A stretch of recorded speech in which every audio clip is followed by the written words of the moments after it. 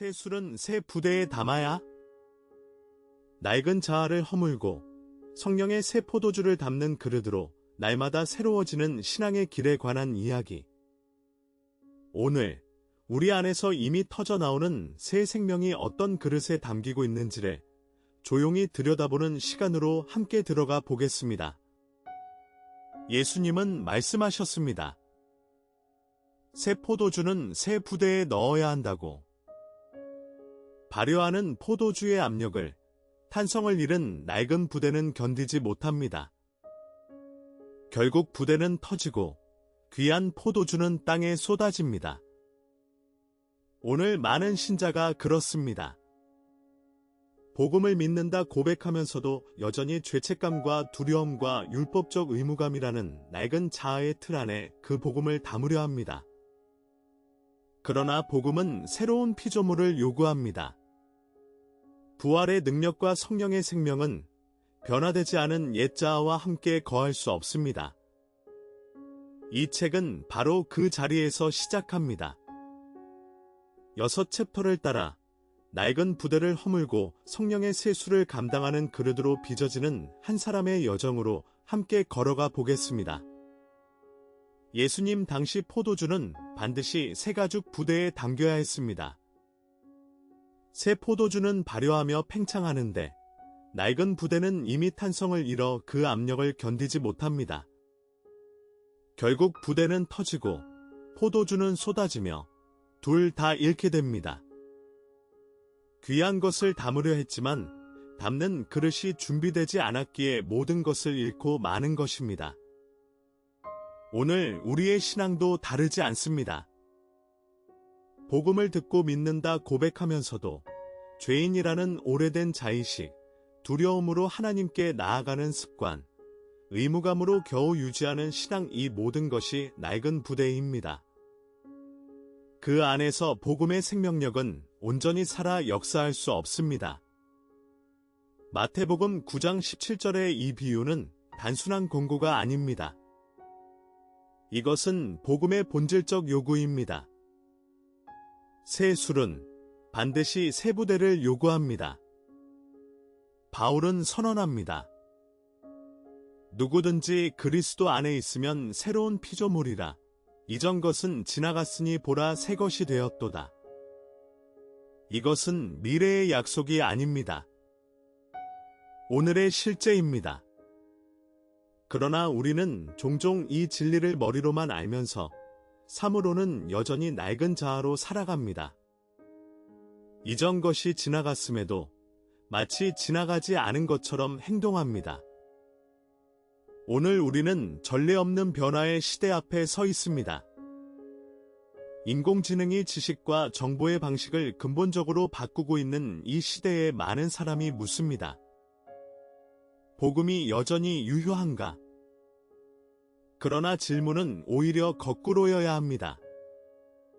이 시대야말로 새 부대로 준비된 한 신자가 절실히 필요한 때가 아닌가? 복음의 본질은 변하지 않습니다. 그러나 복음을 담는 그릇인 나 자신은 날마다 새로워져야 합니다. 광야의 이스라엘 백성은 금송아지를 만들었습니다. 눈에 보이지 않는 하나님 대신 손으로 만질 수 있는 신을 원했기 때문입니다. 오늘 우리 시대의 기술 우상주의도 그것과 다르지 않습니다. 인공지능이 모든 질문에 답하고 모든 고통을 해결하며 모든 미래를 예측할 수 있다는 믿음, 이것이 현대판 금송아지입니다. 출애굽기 20장 3절의 말씀은 돌에 새긴 조각상에만 해당하지 않습니다.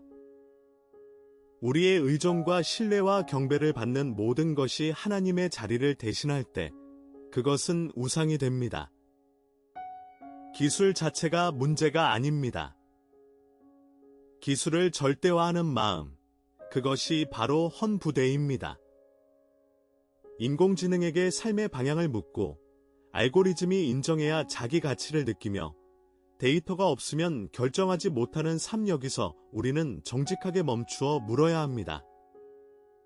헌부대와 새 부대는 결국 하루의 순서에서 드러납니다.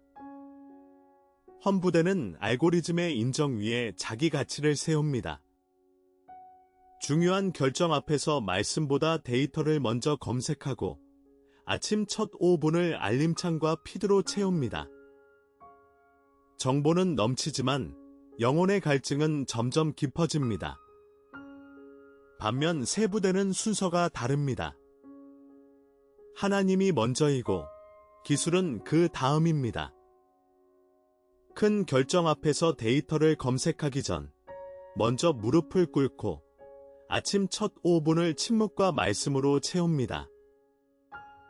요한일서 4장 1절은 말씀합니다. 영을 다 믿지 말고 오직 영들이 하나님께 속하였나 분별하라. 분별은 거부가 아니라 순서의 문제입니다. 오늘 내 하루가 어떤 순서로 시작되는지를 들여다보면 내가 지금 어떤 부대로 살고 있는지가 드러납니다. 우리는 오랫동안 자신에 대한 거짓된 이야기를 믿으며 살아왔습니다. 나는 부족한 사람이다. 나는 늘 실패한다.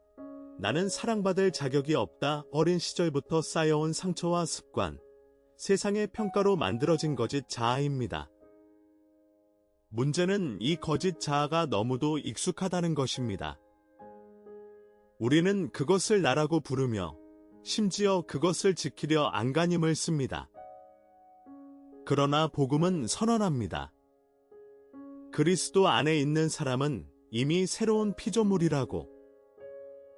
낡은 자아는 실제하는 내가 아닙니다. 십자가에서 이미 죽음을 선고받은 허상입니다. 새 부대가 필요한 이유는 바로 여기에 있습니다. 새 수림 복음의 생명은 거짓 자아라는 낡은 부대 안에 담길 수 없기 때문입니다. 오늘 나를 짓누르는 거짓 자아의 이름을 십자가 앞에 조용히 내려놓아야 합니다. 성경은 하나님 앞에 서는 세 가지 언어를 보여줍니다. 첫째는 죄인의 언어입니다. 두려움과 정죄감 속에서 구걸하듯 기도하는 언어. 도와주세요. 용서해주세요라는 구걸의 언어로 겨우 버티는 기도입니다. 겸손처럼 들리지만 완성된 십자가의 은혜를 반쪽만 받아들이는 고백입니다. 둘째는 의인의 언어입니다. 이미 주신 의로움을 감사함으로 누리는 담대한 언어. 이것은 교만이 아니라 그리스도께서 다 이루셨다 선언하신 그 은혜에 근거한 담대함입니다. 셋째는 자녀의 언어입니다.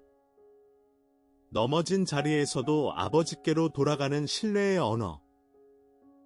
아버지, 제가 잘못했습니다.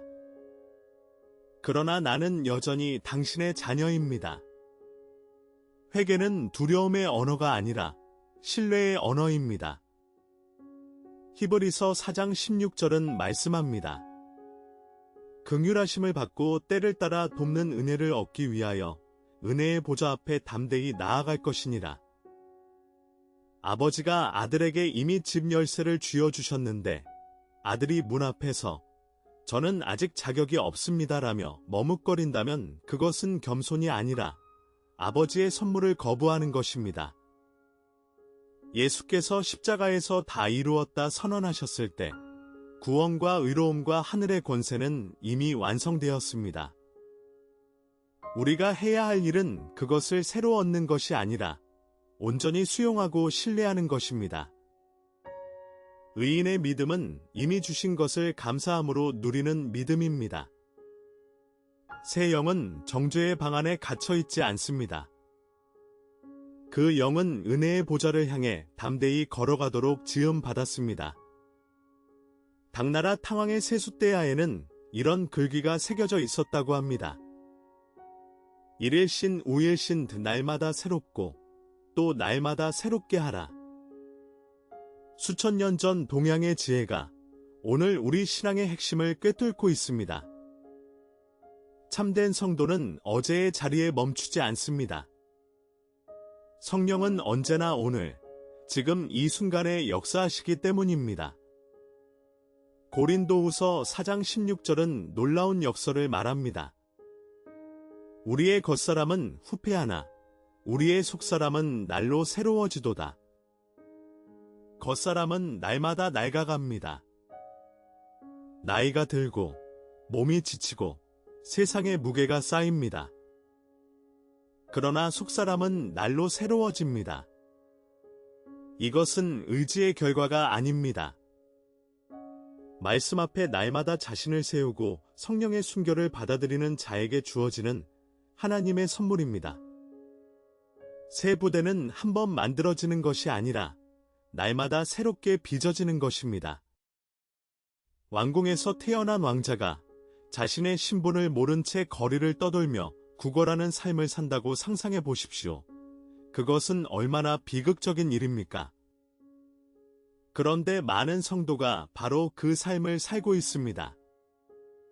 그리스도 안에서 의인이여, 하나님의 자녀여, 새 피조물로 선포되었음에도 불구하고 여전히 죄책감과 두려움과 결핍의 옷을 걸치고 하루를 버텨내는 것입니다.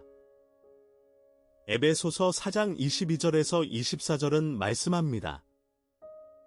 유혹의 욕심을 따라 썩어져가는 구습을 따르는 옛사람을 벗어버리고 오직 심령이 새롭게 되어 의와 진리의 거룩함으로 지으심을 받은 새 사람을 입으라. 성도의 삶은 더 이상 노력이 아닙니다. 정체성이 먼저이고 삶은 그 정체성의 반영입니다.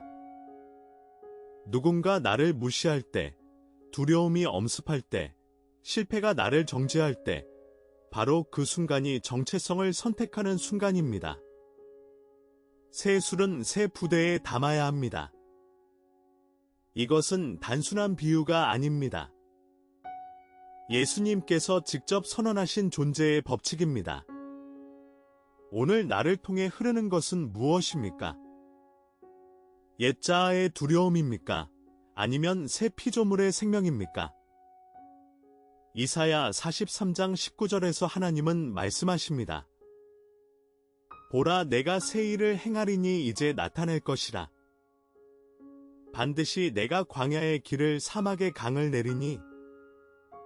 광야처럼 보이는 오늘 하루에도 하나님은 길을 내십니다. 메마른 일상 한복판에서도 생수의 강을 여십니다. 당신이 헌 부대의 습관과 두려움을 내려놓고 두 손을 펼칠 때 그분은 그 빈손에 새 술을 가득 부어 주실 것입니다. 다음 회에는 카이로스와 자유의지를 함께 묵상합니다. 우주나 채널을 구독하시고 다음 묵상 시간에 다시 만나기를 기도합니다. 주님의 은혜가 여러분의 영혼에 충만하시기를 축원합니다.